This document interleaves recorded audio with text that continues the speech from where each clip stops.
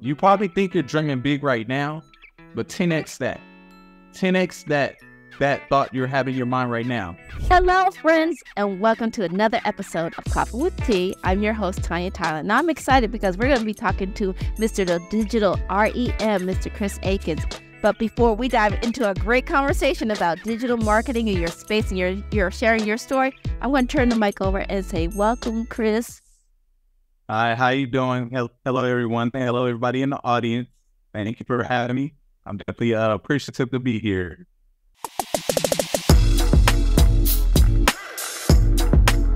Yeah, thank you for accepting my invitation to connect. We had a great one-on-one, and I like to tell my audience, like, how do we connect? So if you're in the zone or you meet me somewhere, you'd be like, hey, Tanya, can we connect? I'm like, of course.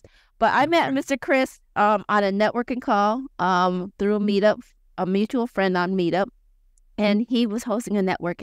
And I loved what you were talking about, the digital space. And we, of course, had a one-on-one, and I loved your story. So, of course, that's why I was like, can you be a guest?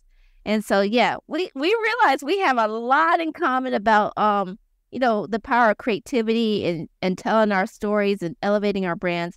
And so, without me telling more of your story, Mr. Chris, I want to turn it over to you and allow you to share a little bit more about who you are, what you do, and, maybe something you've learned over the last year. Okay. My name is Chris Aikens. Thank you for having me. The main thing I want to convey as far as just in this discussion is just the ability to dream bigger. So at the end of the day, dreaming bigger. And I really want to share my story, like, as far as the core of why we got started. And then hopefully it resonates with anybody out there who's kind of going through the same thing. Again, started as an artist, very young age, which I know a lot of people are when they're like in middle school, high school, they're the artist. They're the artist in class. People always ask you to draw things. But again, sometimes you're not around the right people to actually help you curate your ideas to realize that's a business or that's a thing that can propel you into so many different arenas that you never would have thought of. So that's one of the things that definitely I want to, one of the lessons or the things I want to come across that is very important, like getting around the right people, for one, who can help you put the water into your seed, put the water into your vision, actually help you grow. So again, you can be in environments that don't allow you to dream bigger because you're leaning on somebody else to kind of give you the guidance. But if you get that dream bigger mentality, then you'll start to really seek out other people who are aligned or currently are in a place that you want to be in and be like, hey, how do I do that as well? How can I go there? How can I get to that same level as well? And you'll realize like your skies will open up and things will get a lot easier for you when you're, at the end of the day, dreaming bigger. It's all a mentality thing. And that's at the end of the day, what I want to share in this discussion. If there's any questions, Tanya, you want to ask me, I feel like I'm just rambling on, but if there's any question you want to ask me as far as just like anything that I do or anything that like my perspective on that, but I definitely want to keep in the spirit of dreaming bigger and just being more of a motivational or just letting you know my mindset and how I want to share that with the world as far as just like why I'm doing what I do. And then when you see some of the things that I offer, you kind of understand like, hey, this is the spirit it's coming from. This is the spirit. Like maybe, you're not looking to get a service done, but you're just looking for inspiration. Like, hey, you're doing something that I know how to do as well. I want to learn how to do it like you do it, or even better than you do it. But the ability to really take your thoughts, your dreams, and be like, you know what, this could actually be a thing. I don't have to be scared, and run to whatever because it's safety, but actually going through the trials and the tribulations of actually growing your thing. And trust me, there are trials and tribulations. There are going to be rainy days. There are times you're going to go through the mud. But the thing is, when you go through these processes, when you go through this mud, you're going to start to equip yourself with tools that you didn't have before. Just like when you first get rained on, it's falling on your head. Then you're like, I need an umbrella. That's going to help the rain from falling on my head. Oh, when you walk through mud, when you're going through the rain, oh, I need rain boots. So each time you walk through rain, you're going to end up equipping yourself with another thing that you didn't have before. But at the end of the day, it's all going towards that same goal that you're trying to get to a destination, even though you're going through the rain. So, and again, the sun will break through eventually. So with that being said, yeah, I think I want to say that's my introductory, if you want to call it introduction, but that's my introduction. I feel like I'm just talking. So if you want to ask me any questions, I am sorry about that. But no problem. Like I said, we've had a great conversation. This is conversational. So this is like, me picking you're the expert of you. That's what I always like to tell my guests. You're the expert of you. And what I like to, share with the audience is this is primarily every show that we have is geared towards transition. We have to deal with some kind of mindset or some kind of, we're stuck over here, but how do we get over here? So, and I always say, whether we're talking about business or personal development, it's always a mindset shift. And I love how you share your shirt is always dream bigger. And that was I have to say, on the call, it was one of those eye catchers that people are like, oh my God, can I get one of those shirts? So before we get too much deep into the conversation, because I want to make sure we hit a couple of key questions. And first of all, you shared, I know on our one-on-one, I know a little bit more of the back end, but on the one-on-one call we had, you shared you had, you were, like I said, you're always the artist. So how did it shift from, being the artist, doing what you do best to saying, you know what, I can do this on a higher level or, create a business off of it? Where was that my shift at when you decided to take it to that level? And that's actually a great question. So I would say the perspective shift was when I took the mentality of this art is for me, and it shifted to this art is for somebody else, or this tool is for somebody else. So let's say, for instance, even back in high school, and we had book covers, and I draw my own book cover just to look different. Like I like my book cover to look like this, and people would reach out to me like, "Hey, can I get that done?" At that time, inherently, they're saying I want to be unique in my brand. As far as when I walk around my books, I want a uniqueness. Not realizing that they're branding themselves, but as you grow up, you're going to start to see these similarities as far as the business world. And when you were just having fun, when you were just doing your thing, and realize, you know what, they're trying to brand and become unique so they can set themselves apart on their personal brand, and probably even help them with whatever other branding they're trying to do. But at the same time, it was like, okay, I have this ability, or you have this ability, whoever has this ability, this unique gift that they can offer to somebody else who doesn't necessarily have that gift. So now if you have that, it's like a trade. It's like a trade. Like, I have this gift. You need this gift to communicate to your audience, like, hey, this is my uniqueness, this thing that I have. So I would say that was the flip of the switch on a very, if you want to call it, a very elementary level. So with that understanding at that time, I don't know if I shared this with you, but I was in homeroom, I want to say 11th or 10th grade, and the movies, usually in homeroom, you watch a video, and everybody loves video days. When they roll out the card, it's like, oh, it's video day, perfect. Like, I don't have to do nothing. We don't have to do any work. But they put on this movie called Shrek, and I was like, this movie's interesting. Like, visually, this movie's interesting, because at the time, 3D animation was newer. So like, this movie is interesting, and the fact that they could tell stories in this fashion is very interesting to me. So that's where my mindset shift was like, now it's coming from being an artist to like, okay, there's a tool that allows me to visually communicate in a different type of way. Now I'm able to visually communicate in a different type of way. So that propelled me into college. Like, this is what I want to do.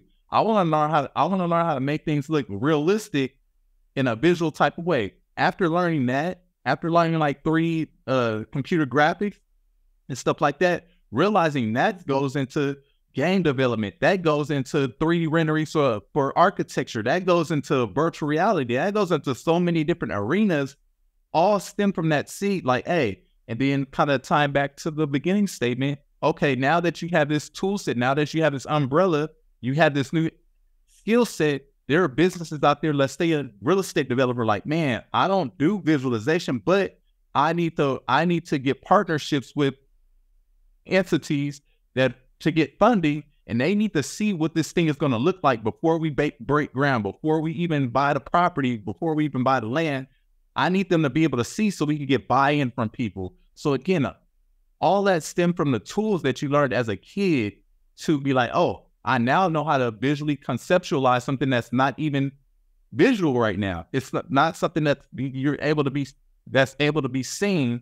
And a lot of the throughout my industry, I realized like a lot of people, it's hard for them to actually visualize things. So that's actually a gift in itself. So when you're sitting there drawing at your desk, you're taking stuff out of the universe and putting it into a tangible thing, if you want to call it. It's something that people can actually see. And that's a gift in itself. So once you realize that, it's like, hey, you know what? And it really ties back to this, dreaming bigger, because now with that ability to say, I can conceptualize something, well, that means endless possibility. As long as you can think it, you can design it, you can 3D print it, you can 3D render it, and then if somebody's like, man, that solves a problem that I have as far as business-wise, then you can sell it. So it's kind of like the same exact thing. So it really just ties all together. At the root of it, like, hey, you have a skill set, and if you realize that skill set, like you said, when it shifts the perspective, when you realize that skill set is a solution for somebody else, then hey, the sky's the limit. So right. I love it.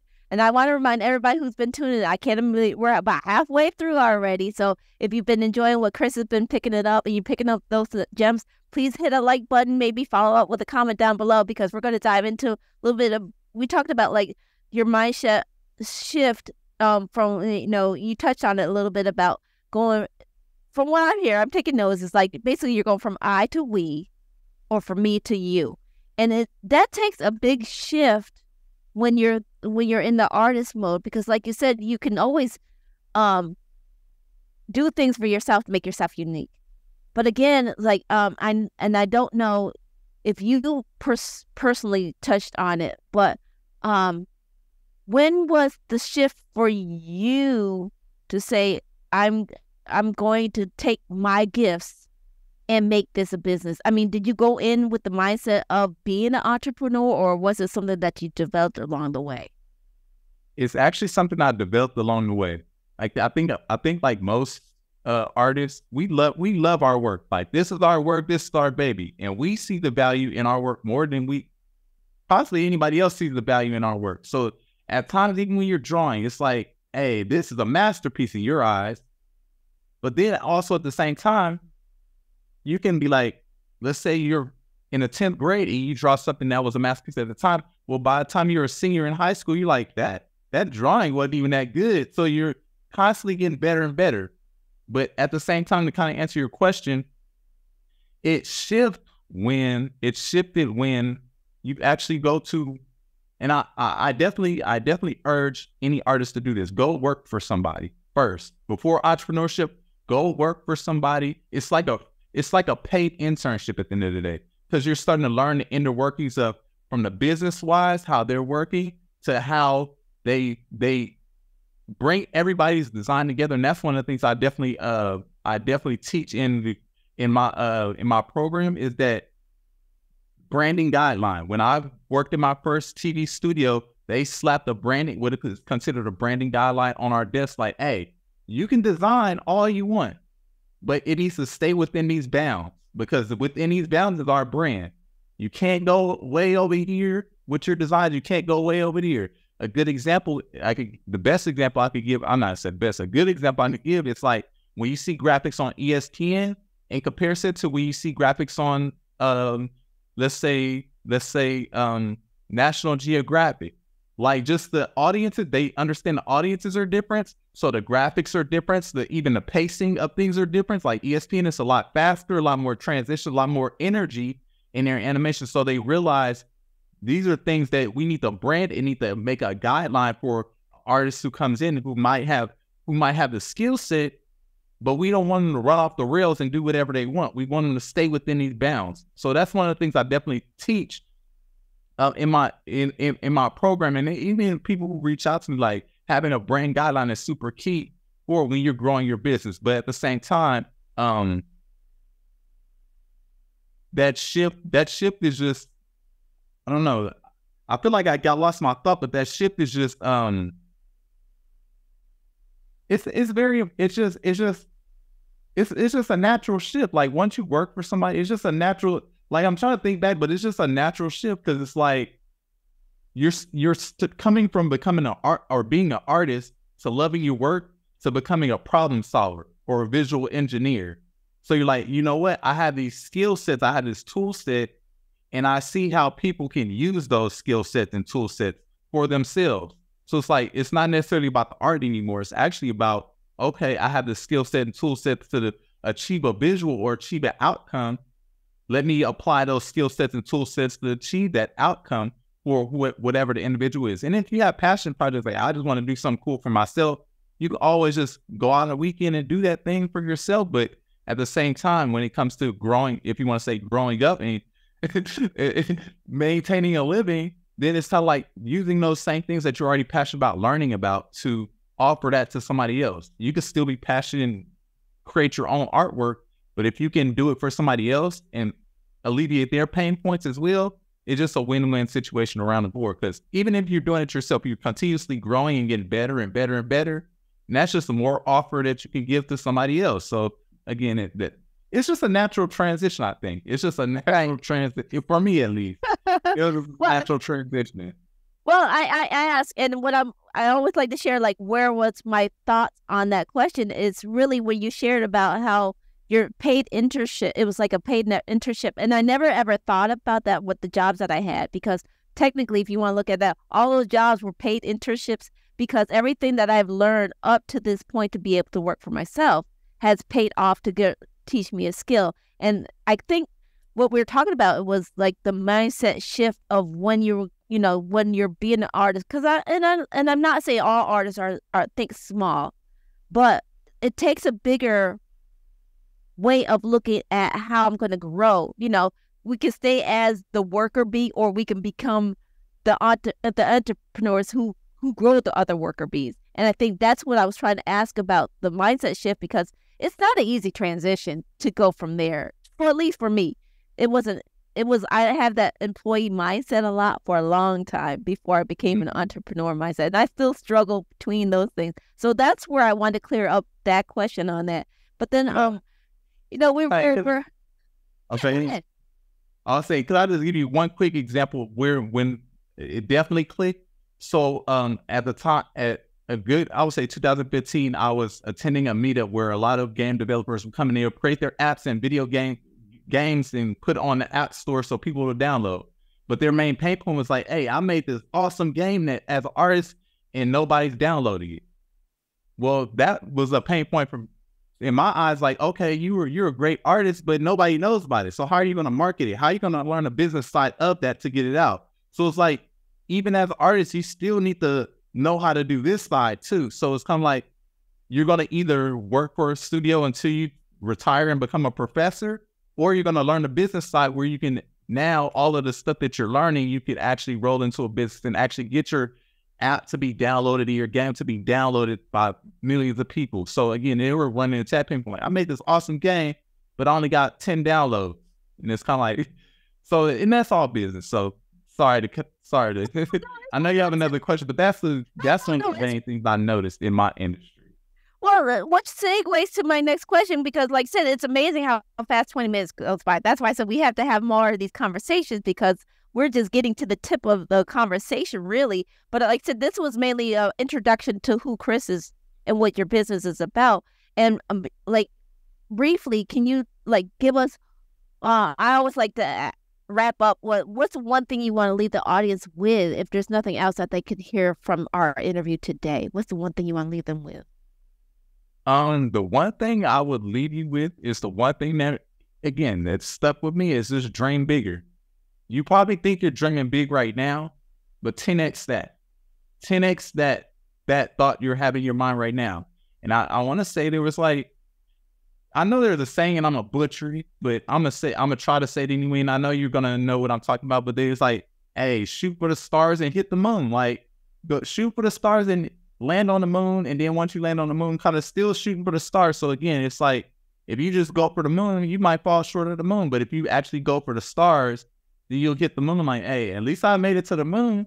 So it's kind of like, that's the mentality. And to even share my own story, when this term was introduced to me, I was actually at talking with a friend, and he works at a car lot, and I was like, man, and I'm looking at all of these like exotic vehicles. I'm like, how are these people affording this? Like, how are these people affording this and affording that? And I know a lot of people have the same question, like, how do they afford this mansions and things like that? And he like basically was like, hey, it's your mindset. You really just need to dream bigger. Like, you need to think bigger. You need to dream bigger. Then all of this stuff is not even that important. Like, because your mindset is small, that's where you're going to live in. That's the bound you're going to live within.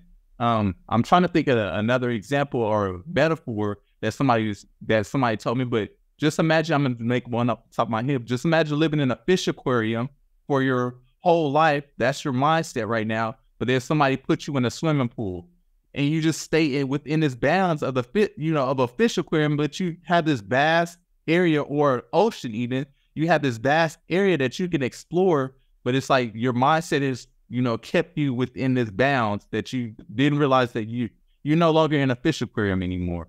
So that's kind of yeah. I would say that's the stem of it, and that's the main takeaway. I would say for anybody who's watching. How I was telling Tonia, I don't want to make this salesy, and talking about Digital REM and how we can offer this and that. You can look that up. You can go to the website and look all of that up. But I just want to, again, be more impactful as far as why we do what we're doing, and then hopefully it inspires you to take it to the next level and doing what you're doing, and then let the seeds fall where they may. Right. Well, you know what, Chris? You segue right into my next and close to the final question, because we're down to a couple more minutes. So my next question is always, where can people find more information about you, your services, and what you do? Digital REM. That's like Digital Rapid Eye Movement. Everywhere, more than likely. Everywhere you can probably look up. So you LinkedIn, Facebook, my website, Instagram, Twitter, just everywhere you can look up Digital REM. So it's Digital REM, like Rapid Eye Movement. So yeah, that's where you can find me. Again, thank you, Mr. Chris, for sharing your insight and wisdom. And my unofficial question, which I probably just need to make it official, would you be willing to come back and maybe have another conversation with me, and we can go into a deeper dive into a specific subject? I feel like you said, we touched on the surface of some stuff, and I just want to get the core of everything in this meeting. And then if we want to go into details about specific areas or specific industries, I'm definitely open to doing that. Well, thank you. Thank you very much. And again, thank you for sharing your insight and your wisdom with us. I really do appreciate it. And I also want to thank everybody who tuned in. Remember that feedback is always welcome. Remember, links that Chris mentioned will be posted down in the description box. So please make sure you check out those juicy gems down there in the description. If you've enjoyed this episode, please give us a like, but follow up with a comment so I can have a conversation with Chris for our next topic about something that you really want to know. Again, if you've enjoyed this episode and you want to keep getting more insight like other great guests that we have, please hit that subscribe button over there. And remember, take things in stride, go with the flow, and create your own path. And we will see you back here on another episode of Coffee with Tea. All right. Bye-bye.